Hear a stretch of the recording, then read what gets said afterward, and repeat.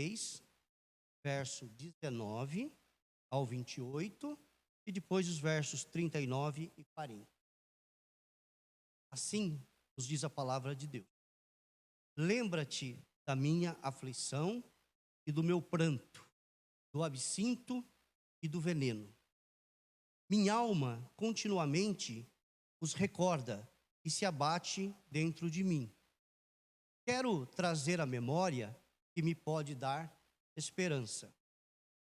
As misericórdias do Senhor são a causa de não sermos consumidos, porque as suas misericórdias não têm fim.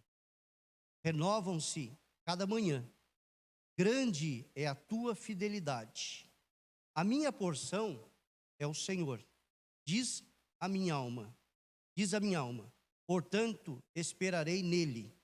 Bom é o Senhor para que os que esperam por ele e para a alma que o busca. Bom é aguardar a salvação do Senhor, e isso em silêncio. Bom é para o homem suportar o jugo da sua mocidade.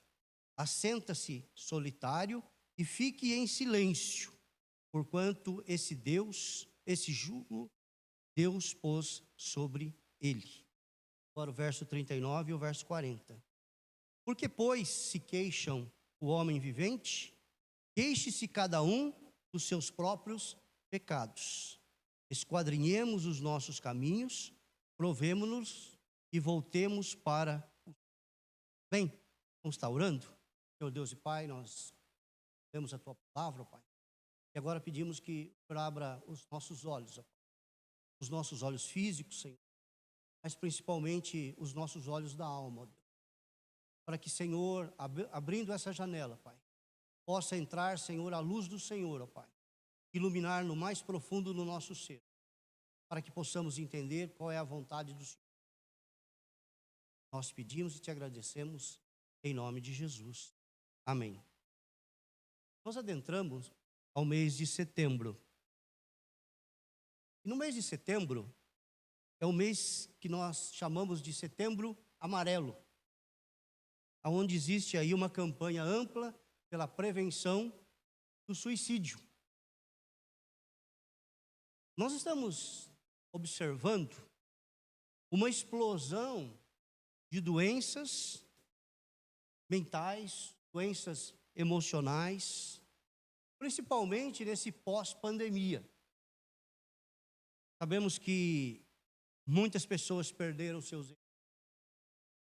muitas pessoas perderam seus empregos, muitas pessoas perderam suas rendas, muitas pessoas perderam algo que lhes era muito caro. E as pessoas, elas estão tendo uma certa dificuldade em lidar com essa situação do pós-pandemia.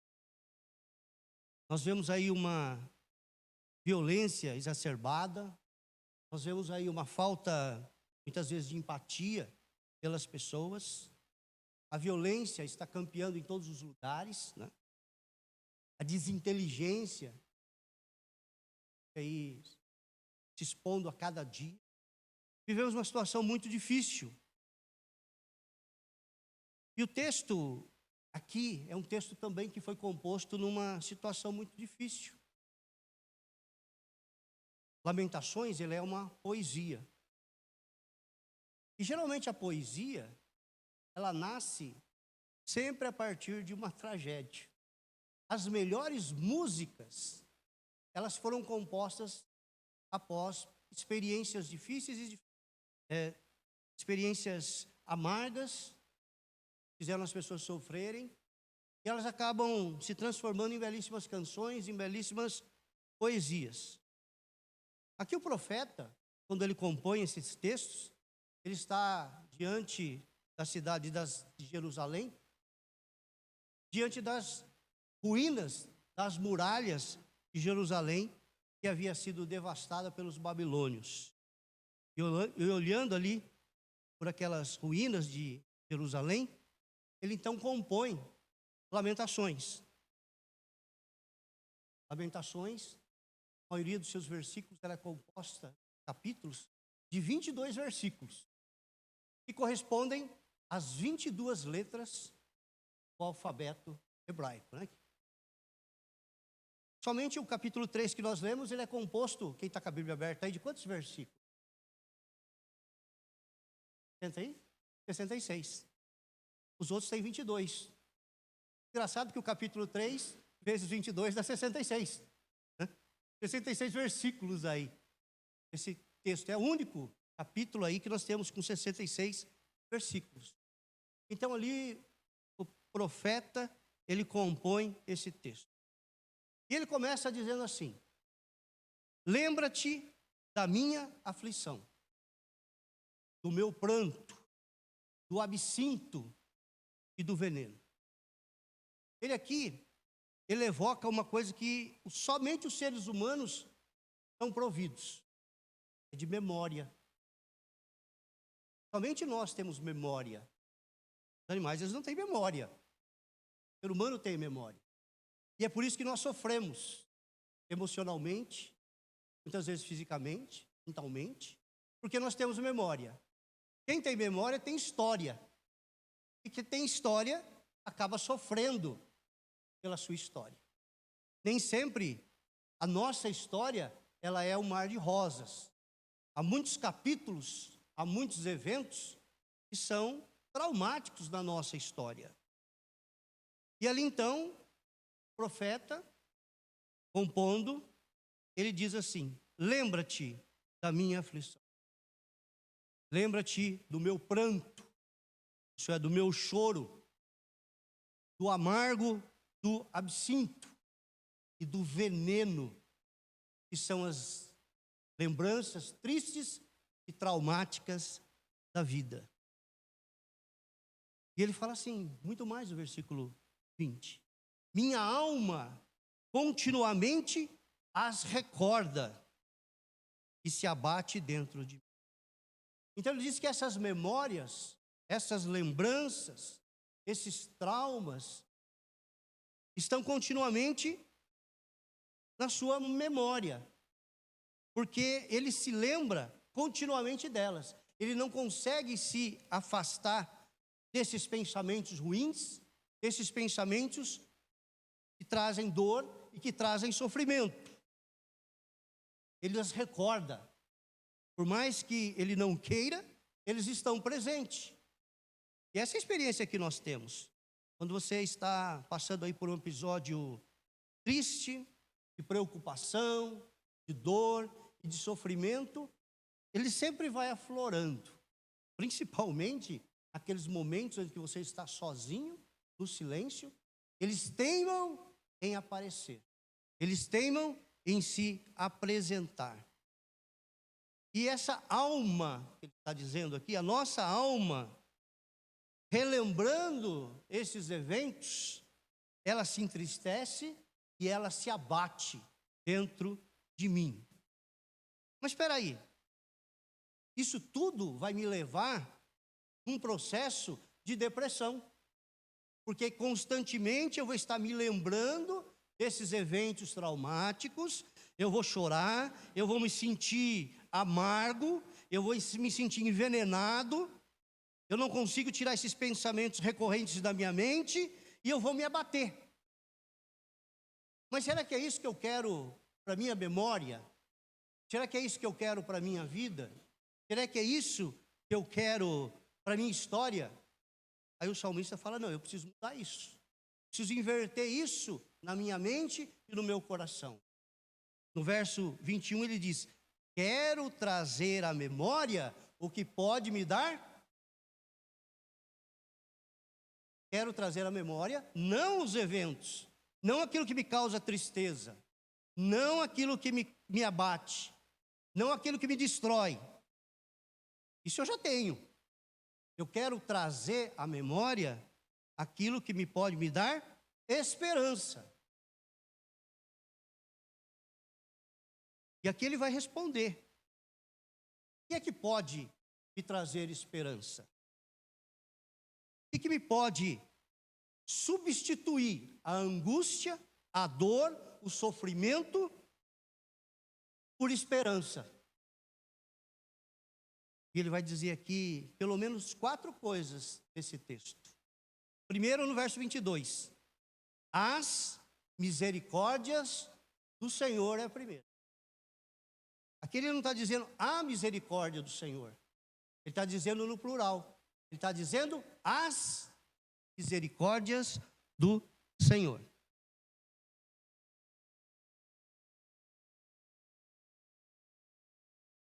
E a palavra misericórdia, aqui, que foi traduzido do hebraico, é a mesma palavra que depois vai ser traduzida no grego, no Novo Testamento, que significa graça.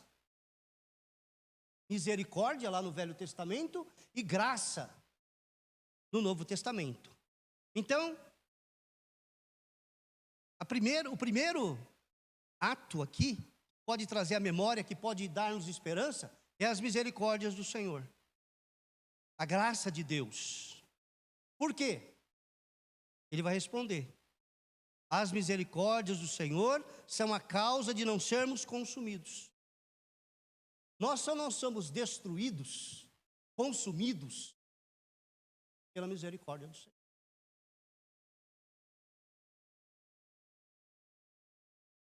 Nós podemos ser abatidos, entristecidos, mas jamais destruídos, por causa da misericórdia do Senhor.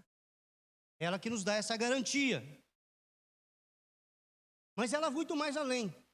Ele segue no texto dizendo, porque as suas misericórdias não têm fim. As misericórdias do Senhor, elas não se acabam. Elas não são finitas. Elas são infinitas. E elas vão nos acompanhar todos os dias da nossa vida. Jesus disse, no mundo tereis aflições. Aquele que diz que nós não temos problema, é mentiroso. Nós temos problema. Nós temos enfermidades. Nós passamos por situações difíceis. Tem hora que a gente pensa que a gente vai sucumbir.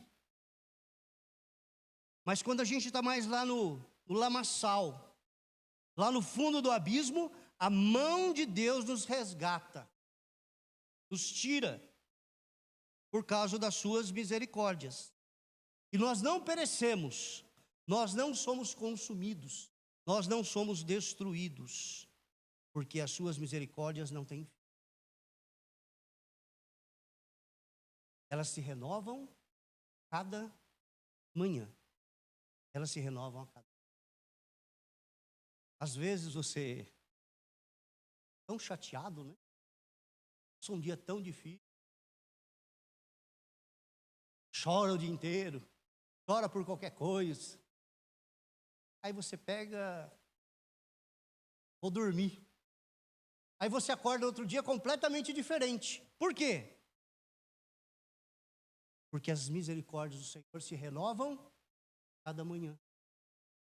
A tristeza, a dor, o sofrimento, a angústia pode durar uma noite, mas as alegrias, elas vêm pela manhã, elas renascem pela manhã. Então, o que pode nos dar esperança? O que pode nos trazer esperança? O primeiro é, segundo o texto, as misericórdias do Senhor, que são a causa de não sermos consumidos, porque elas não têm fim e elas se renovam a cada manhã. Mas aqui o autor, ele diz também algo mais que pode nos trazer esperança. Verso 23. Grande é a tua fidelidade. A fidelidade do Senhor também nos traz e nos pode nos dar esperança. Deus, ele é fiel, constantemente, em todos os momentos das nossas vidas, não importa as situações, não importa aquilo que nós estamos passando, Deus, ele continua assim. Um Deus que cuida, um Deus que restaura, um Deus que olha para as nossas vidas, entende os nossos problemas, entende as nossas dores, conhece aquilo que nós estamos vivendo e ele é fiel. Ao contrário do homem. Geralmente as pessoas são abandonadas nos momentos mais difíceis. Quantos que não são abandonados? Famílias que abandonam pais, mães, filhos. Há filhos que abandonam pai, mãe, amigos que abandonam amigos, mas Deus não abandona. Deus, ele é fiel. Grande é a tua fidelidade. Então, o que traz-me esperança é essa fidelidade de Deus. Saber que podemos ser abandonados por tudo, mas Deus jamais vai nos abandonar. Então, o que é que nos pode, que devemos trazer à nossa memória, que pode nos dar?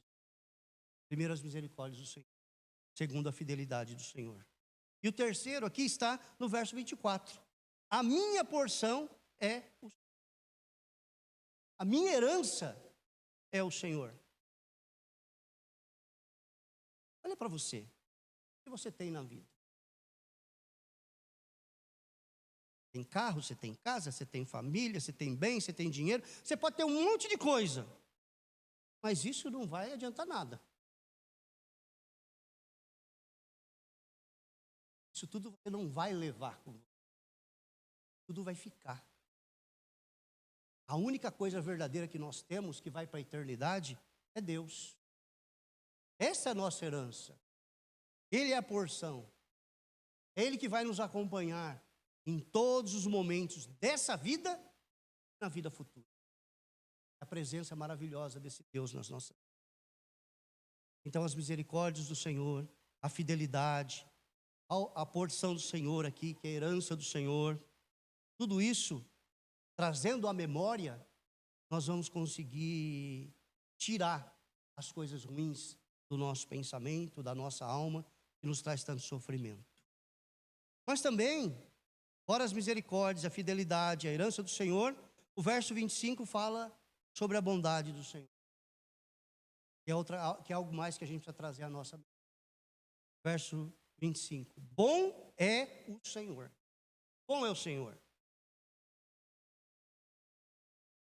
Primeiro, para quem Ele é bom? O texto diz, para os que esperam por Ele. Aqueles que colocam sua confiança em Deus. Aquele que coloca a sua vida em Deus. Aquele que coloca a sua esperança. Deus é bondoso.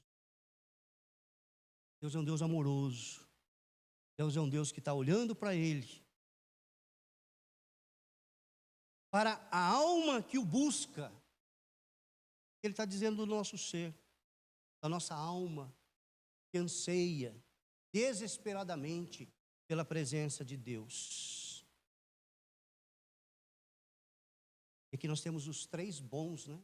Bons que falam. Concordância aí. Mas três bons vai aparecer no texto aqui, ó. Bom é o Senhor para os que esperam por Ele. No verso 26, bom é aguardar a salvação do Senhor. E isso em silêncio. Tem gente que não consegue fazer.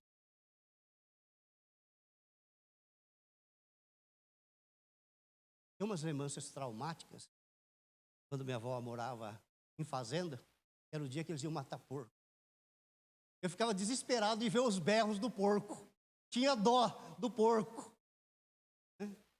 Torcia até para o sujeito ali, machucar a mão para não cortar o porco, porque o porco gritava tanto. Fazia uma algazarra. E hoje tem muita gente assim, Deus está tratando, mas ele não fica em silêncio. Ele é igual o porco, ele fica gritando diante das situações. Se desesperando diante das situações que vão sendo apresentadas. Mas o texto diz, bom é aguardar, aqui a palavra salvação, ela também denota libertação, cura, restauração. E isso em silêncio. Silêncio. Não adianta, porque se a gente se esperneasse, resolvesse alguma coisa, nós não teríamos problema nenhum. Né? Espernear, gritar, chorar, não vai resolver nada.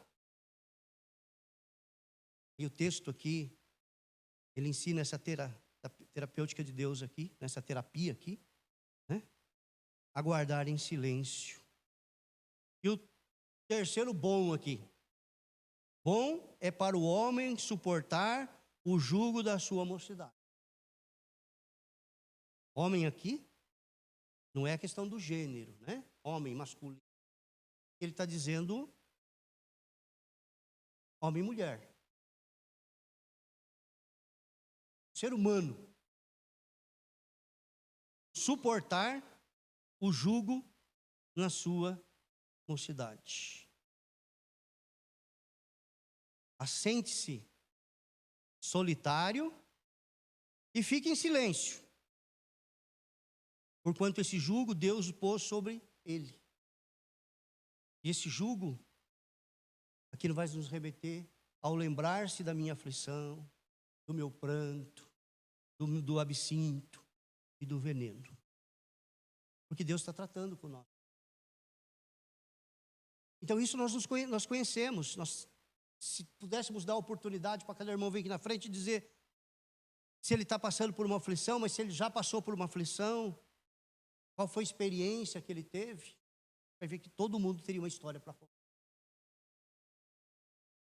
Pranto, de momento amargo da vida, momento em que aquele veneno adentrou a história de vida das pessoas e fez tão mal. Então, na nossa mente, sempre vou me lembrar da aflição, do meu pranto, do absinto e do veneno. Mas se eu continuar pensando nisso, eu vou ser consumido por essa tristeza, por essa angústia e por essa dor. Mas eu posso mudar a história da minha vida.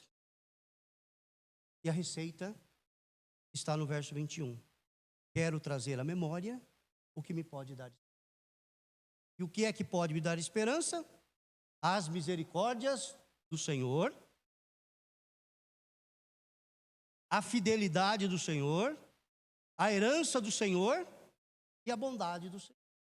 É isso que eu preciso trazer à memória. Porque se eu trazer à memória tudo isso, com certeza Deus vai curar toda aflição, todo pranto, toda amargura, todo veneno que está presente na nossa alma. Eu gostaria de concluir agora com os 2 versículos mais 39 e 40. Que diz assim: Porque, pois, se queixa o homem mente, queixe-se cada um dos seus próprios. Ele está ensinando aqui que eu devo me queixar dos pecados dos outros, dos erros dos outros. Não. Cada um queixe-se dos seus próprios pecados.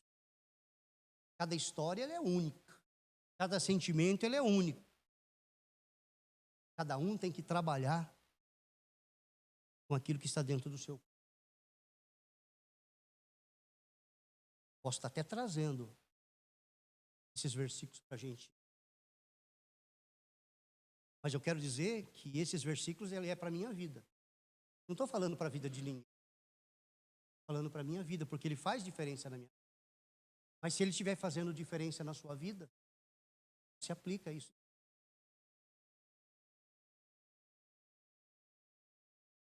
O 40 diz: esquadrinhemos os nossos caminhos, provemo-los e voltemos para.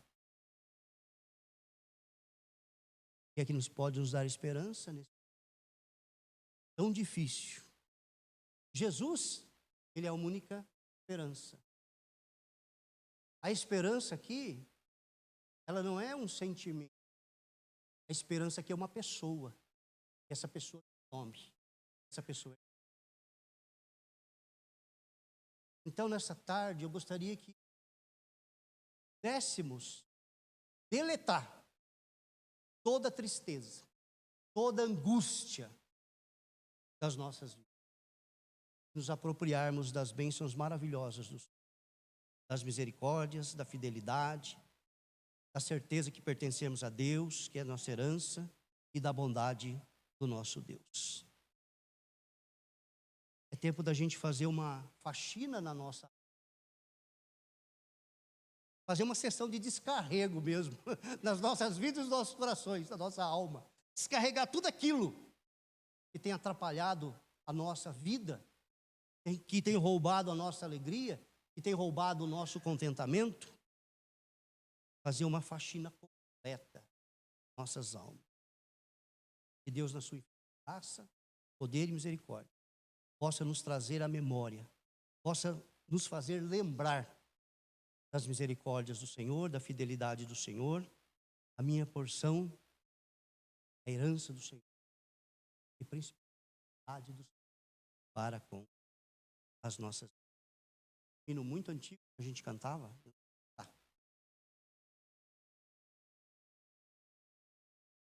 Mas, ó alma tristonha, vai aos pés do Senhor. Não sei se você lembra desse hino que a gente cantava, né? Ó alma tristonha.